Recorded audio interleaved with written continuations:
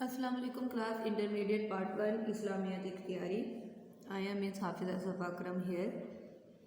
Class ہم طریقہ اسلام کا حصہ جو ہم حلافظ راحتہ میں ہم نے پڑھا. ہم نے اس میں پہلے حضرت ابوبکر صدیق ان کا انٹروڈکشن پڑھا, ان کا تعارف پڑھا, ان کی جو نظام حکومت تھی اس کے بارے میں پڑھا.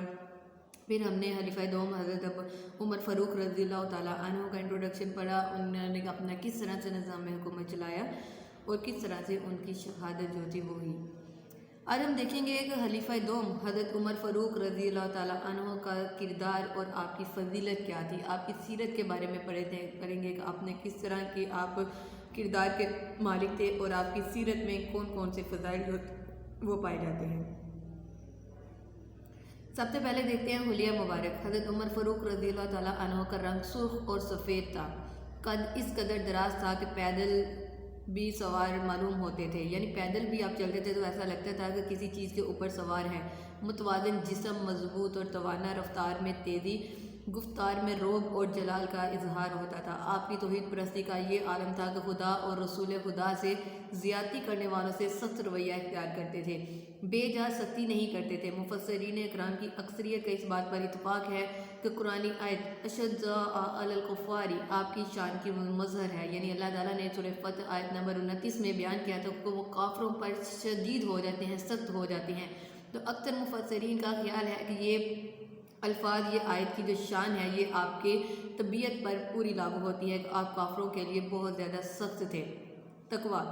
حضرت عمر فاروق رضی اللہ تعالیٰ عنہ نہایت متقی اور پرہیزگار انسان تھے. قرآن حکیم پڑھتے تو بالخصوص ایسے مقامات پر جہاں اللہ تعالیٰ کے جلال اور غضب کا ذکر آتا بے اختیار رونے لگتے. بعض اوقات عین نماز میں گریہ سے ہچکی بن جاتی, یعنی رونے سے آپ کی ہچکی بن جاتی تھی. کیسر اور کسرا یعنی روم اور ایران کے محلات جس عظیم اسلامی سپوت کے نام سے کانپ اٹھتے تھے وہ خود عاجزی اور انکساری اور فقرا و فاقہ کی زندگی بسر کرتے. موٹے کپڑے کا لباس پہنتے تھے اور اس میں کبھی پیوند لگے ہوتے تھے, یعنی وہ کہیں سے پھٹا ہوتا تھا تو اس کو سی کر دوبارہ پہن لیتے تھے. خشیت الہی یعنی اللہ تعالیٰ کا خوف ان کے رگ و پے میں جاری و ساری تھی. ایک مرتبہ چلتے چلتے ایک تنکا اٹھا کر فرمایا, کاش میں تنکا ہوتا, کاش میں پیدا نہ ہوتا. اللہ تعالیٰ کے مواخذے کے خوف سے لرز اٹھتے, یعنی اللہ تعالیٰ کے آخرت میں اللہ تعالیٰ کے سامنے جواب دے ہونے سے آپ کانپ اٹھتے تھے. حب رسول. حضرت عمر فاروق رضی اللہ تعالیٰ عنہ کو نبی اکرم صلی اللہ علیہ وسلم سے والخانہ محبت تھی. مال, جان, اولاد سب سے زیادہ وہ آپ صلی اللہ علیہ وسلم کو عزیز رکھتے تھے. ان کی کیفیت یہ تھی, شاعر بیان کرتے ہیں, محمد صلی اللہ علیہ وسلم ہے متاع عالم, ایجاد سے پیارا, پدر مادر برادر جان مال اولاد سے پیارا. یعنی شاعر نے اس میں آپ صلی اللہ علیہ وسلم کو اس دنیا میں ہر چیز سے زیادہ پیارا قرار دیا ہے. تو حضرت عمر فاروق کی بھی یہی کیفیت تھی کہ وہ آپ کو اپنی اولاد, اپنی جان, اپنے مال سب سے زیادہ آپ کو عزیز رکھتے تھے. جب حضرت محمد صلی اللہ علیہ وسلم کی وفات ہوئی تو حضرت عمر رضی اللہ تعالیٰ عنہ کو یقین نہیں آتا تھا کہ رسول اکرم صلی اللہ علیہ وسلم بھی فوت ہو سکتے ہیں.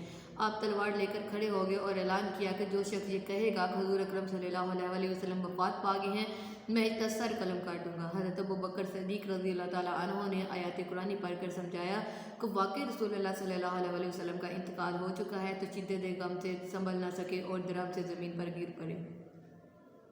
خوف خدا.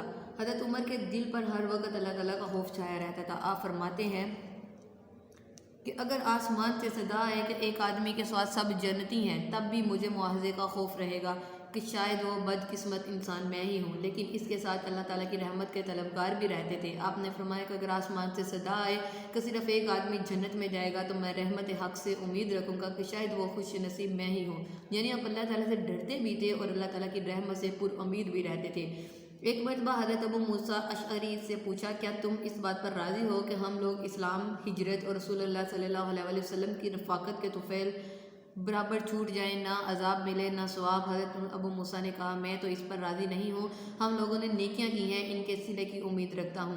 حضرت عمر نے فرمایا, اس ذات کی قسم جس کے ہاتھ میں عمر کی جان ہے, میں تو صرف یہ چاہتا ہوں کہ مواخذے سے بچ جاؤں, یعنی اللہ تعالیٰ کے سامنے حساب کتاب سے بچ جاؤں. سادگی.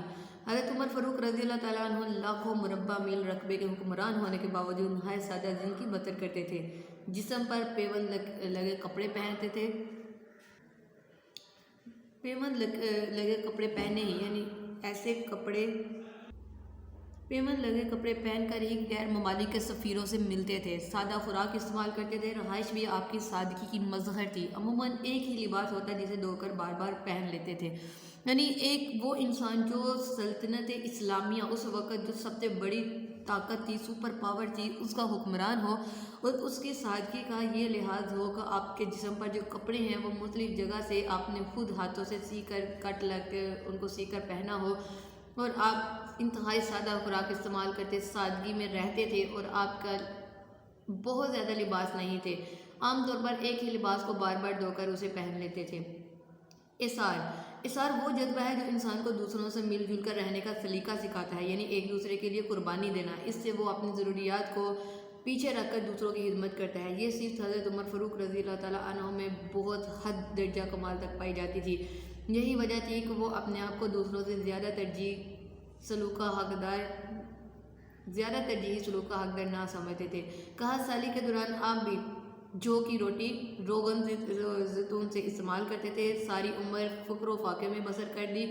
غزوہ تبوک کے موقع پر اپنے گھر کا آدھا مال پیش کر دیا۔ بنو حارثہ کی طرف سے حضرت عمر کو ایک قطعہ زمین کا ملا تھا، آپ نے حضور اکرم صلی اللہ علیہ وسلم کے مشورے سے لوگوں کے لیے اسے وقف کر دیا۔ عفو و درگزر۔ حضرت عمر فاروق رضی اللہ تعالیٰ عنہ امور مملکت کی ادائیگی میں ایک بہترین منتظم کی طرح سختی سے کام لیتے، اور جہاں ساتھ میں آپ عفو و درگزر میں بھی کسی سے کم نہیں تھے۔ ایک مرتبہ ایک شخص عینیہ نے آپ سے کہا کہ آپ بہت سخت ہیں، انصاف سے حکومت نہیں کرتے۔ حضرت عمر کو اس کا یہ انداز گفتگو پسند نہ آیا، اس کی گستاخی پر آپ بڑے غصے میں آ گئے۔ ایک دوسرے شخص نے کہا، اے امیر المومنین، قرآن تو جاہلوں کو چھوڑ دینے اور معاف کرنے کا حکم دیتا ہے، یہ شخص بھی جاہل ہے، آپ کو جانتا نہیں ہے۔ تب حضرت عمر فاروق رضی اللہ تعالیٰ خاموش ہو گئے اور اسے معاف کر دیا۔ روب اور جلال۔ حضرت عمر سچائی اور عدل و انصاف کا اعلیٰ نمونہ تھے، جس کی وجہ سے لوگوں پر آپ کا روب اور جلال چھایا رہتا تھا۔ حق بات کہنے میں کسی بڑے سے بڑے شخص کو بھی خاطر میں نہ لاتے تھے، یعنی کسی سے بھی نہیں ڈرتے تھے۔ جب بھی کسی خلاف شرع کام کو دیکھتے سختی سے روک دیتے۔ جو شخص نبی کریم صلی اللہ علیہ وسلم سے زیادتی کرنے کی کوشش کرتا، اسے نہایت جرأت سے منع فرماتے تھے۔